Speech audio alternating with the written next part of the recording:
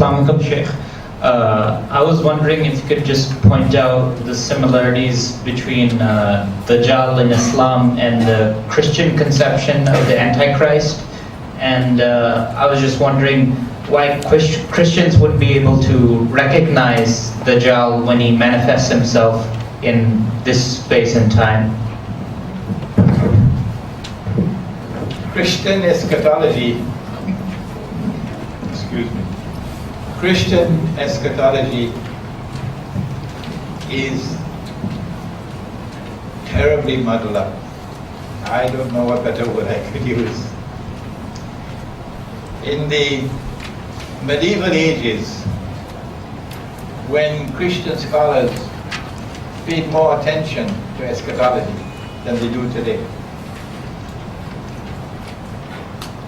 a Christian does not know. And so he says that the antichrist has to be a Muslim. The demonization of Islam has been so great by European Christianity. Antichrist has to be a Muslim. And because of the strange and mysterious alliance between Christians and Jews today, it is almost impossible for a Christian, any scholarship in Christianity, to declare that the Antichrist is going to be a Jew. But in our case, Nabi Muhammad was spoken with very great clarity. But apart from this, they do have some insight that the mark of the Antichrist is 666.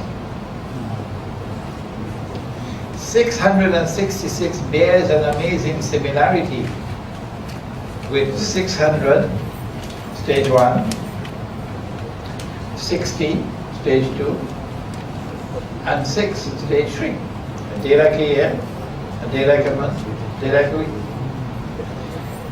The mark of the beast will be on everyone buying and selling.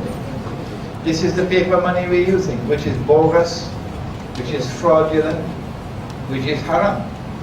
The paper money that we're using. And tomorrow they're going to be using electronic money. In fact, electronic money has already taken over paper money. But the amazing thing is that Dajjal is going to have to bring back gold and silver coins as money. Yes. I was in a Christian, Jewish, Muslim dialogue at Drew University in New Jersey, in the United States.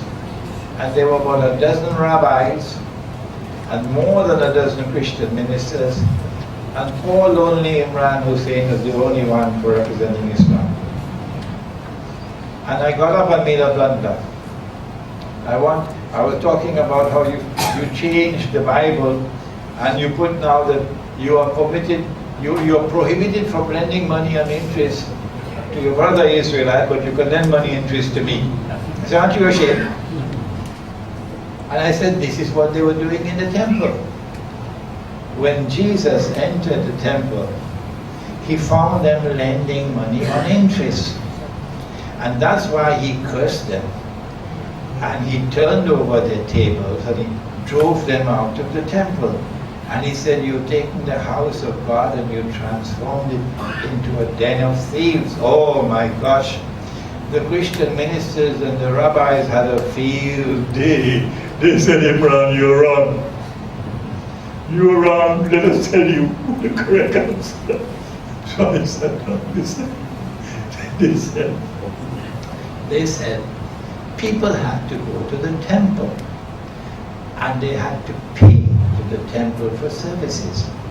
And they would also make donations to the temple. But Imran, they could not do it with Roman money, because the Roman money had graven images, haram. So Imran, the temple had to mint its own coins. And when the people came to the temple, there were money changers. And the money changers had to change the Roman money for temple money. And in the process of changing, they were ripping them off. So you were wrong, Imran. little did they know that in correcting me, they were so happy to correct me that day.